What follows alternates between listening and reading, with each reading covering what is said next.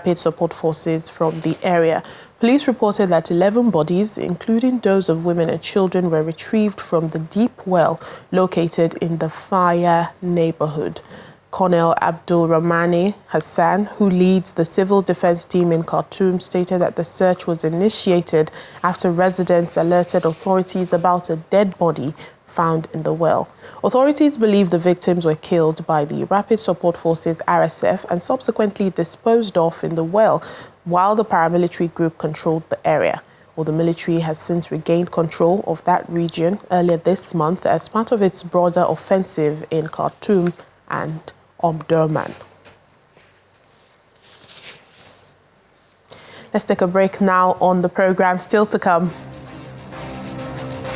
11-year-old girl Amazing Grace Salami makes history as Nigeria's first ever spelling bee in Nigerian national champion. Please join us again.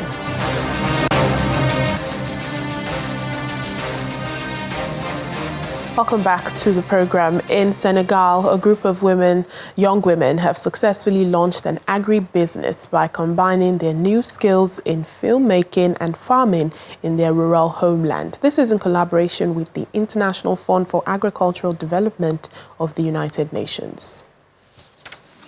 These Senegalese ladies, like many other young women, had to migrate to the city for low-paid menial jobs, combining their new skills of filmmaking and farming in their rural homeland. They have been able to launch an agribusiness.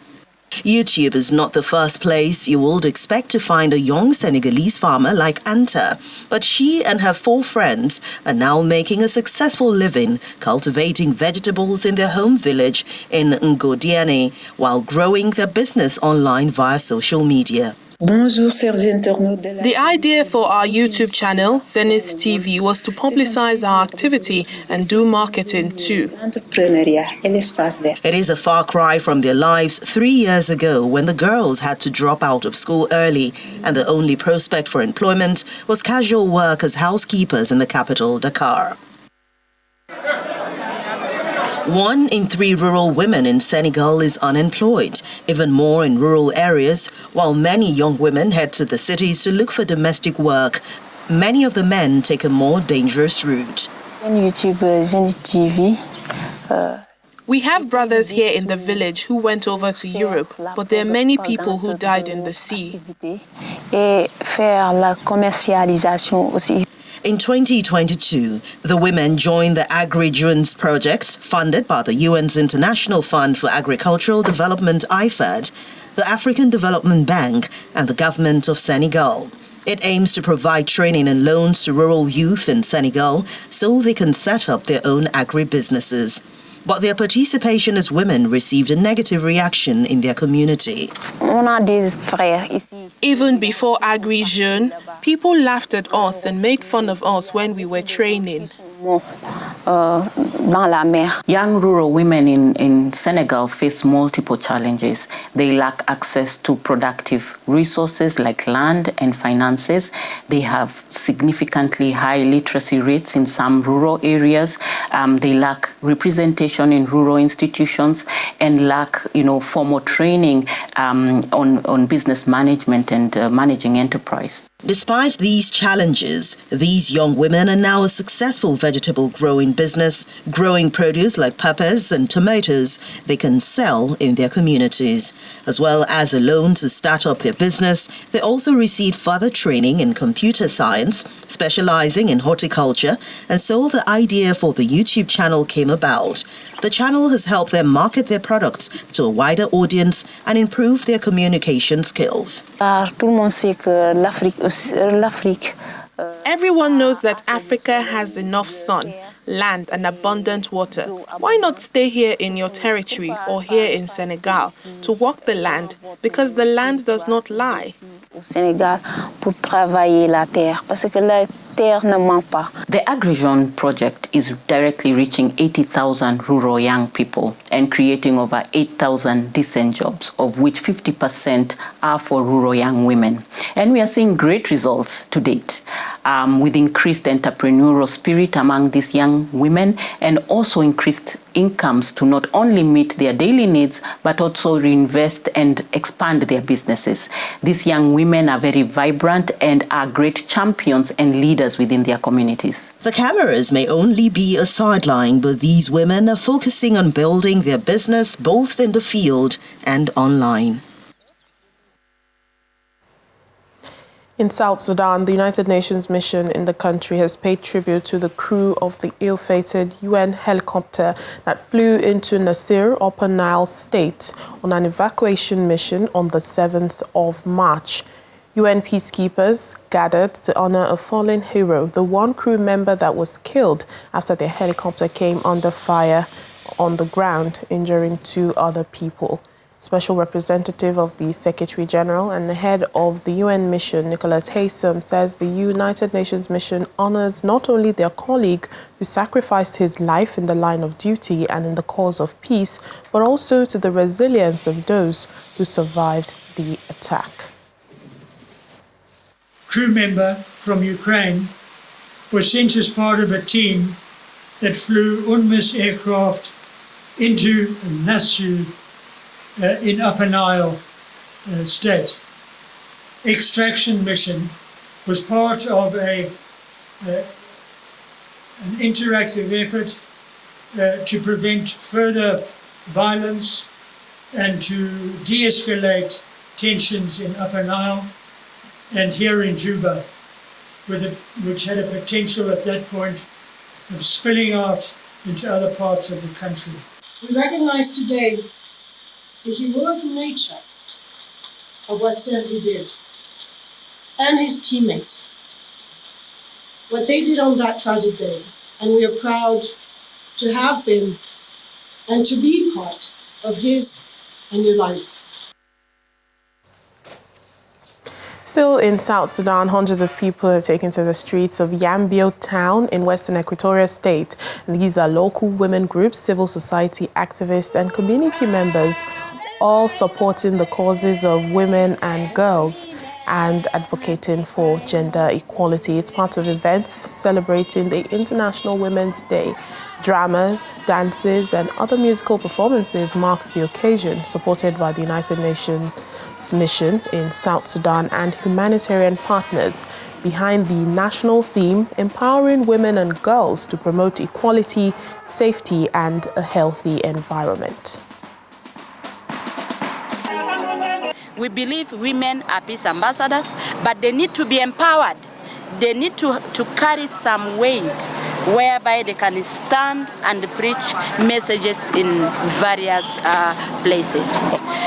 A woman do not have a tribe. We do not have segregation. The only tribe we have is women, women of this country. Don't forget women. Involve women in the business of the country. Involve women in small sectors of trades so that they can grow and support their family. Women should be involved in things like politics. If women are there in politics, they are always kind, gentle-hearted. In that, they will cool men's heart. So mix us together with the men in politics so that we may have good politics in our country. Nigerian EdTech startup Akowe is redefining the future of education and careers by making academic credentials secure, accessible and trustworthy.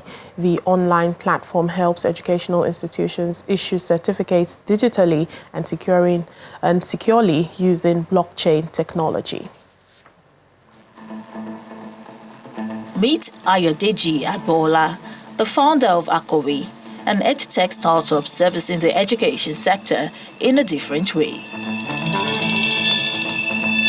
In a world where academic fraud is on the rise, the Nigerian startup is rewriting the future of credential verification. In Africa, the tertiary institutions still issue paper-based certificates, and therefore that has led to a problem around fake and forged credentials, academic records. And fake academic records exist because of economic pressures the need for people to earn a living. And unfortunately, there are no smart systems that people can use to verify the authenticity of academic records. And that's what Akọ̀wé is building. We're building an end-to-end smart system that anyone can use to verify the authenticity of academic records, as well as help institutions transition from manual paper-based certificates to digital certificates. Using blockchain technology and artificial intelligence, Akọ̀wé is making certificate verification seamless in a record time of 5 minutes, a game changer for students, institutions, and employers. The first is the certificate owner themselves. They spend a lot of time, energy trying to get their transcript, trying to get their certificates as at today. Sometimes they pay monies, they don't get their certificates verified and stuff like that. There's also the fact that the employers want to make sure they don't hire fraudulent people. Today, that's a big problem. And finally, the tertiary institutions themselves. We know that universities, not just Nigerian universities, universities across the world, they move very slowly when it comes to innovation. But we are building tools and technologies that would help them transcend these bureaucracies and make sure that they can issue credentials digitally using blockchain, and also, be a part of the solution for helping customers verify their credentials, instantly. But it doesn't stop there. Beyond verification, Akọ̀wé is integrating AI-powered data querying, allowing users to easily access and interact with academic records. What we're using that AI to solve is 1, quick access to information, 2, verifiable data for HR firms, embassies, foreign universities, anyone who has the ability or need to actually verify academic records. They want this information, they want accurate information, and they want authentic information, and that's what we're building. For students, it means faster, more secure access to their academic credentials. For employers, it ensures instant verification of qualifications. And for tertiary institutions, it offers a tamper-proof digital certification process, reducing certificate forgery. The data on which the AI model is trained most times is foreign data. So that's why culturally over here, we lack, the ability to see solutions that are homegrown. But the solution is also very simple. We ourselves need to provide data to the AI models and train the AI models on our own data so that it knows exactly what you're trying to achieve, and it can be culturally sensitive as well. So I don't think it's something insurmountable. Businesses just need to adopt the posture of, using AI and training it on our own data so that it can work for us. But why AI? Akọ̀wé is building a homegrown solution, aggregating and training data over time to develop smart, locally relevant AI models, an approach that not only enhances verification, but positions Nigeria as a leader in edtech innovation. We have been aggregating our own data. These are public academic records from public sources, and putting everything together on one single platform. And that's the data that we've been aggregating in the last 6 to 8 months.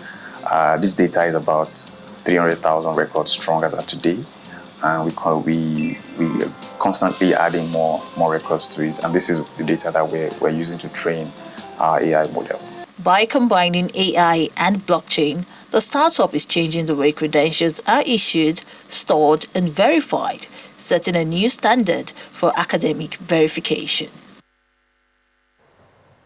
And finally on the program, an 11-year-old Nigerian girl has made history as the country's first ever national champion at the Spelling Bee in Nigeria competition. Amazing Grace Salami clinched the title of the grand finale held at the U.S. Consul General's residence in Lagos that saw 64 exceptional finalists from Abuja, Lagos, Osun, and Taraba states. The competition began in September with hundreds of participants across the country, culminating in a fiercely contested finale. As the winner, she will receive an all-expense-paid trip to represent Nigeria at the 100th edition of the Scripps National Spelling Bee in the U.S., a historic centennial celebration of academic excellence. Well, congratulations to her. That's where we end the program for today. Thank you for watching. I'm Layo Olarindi.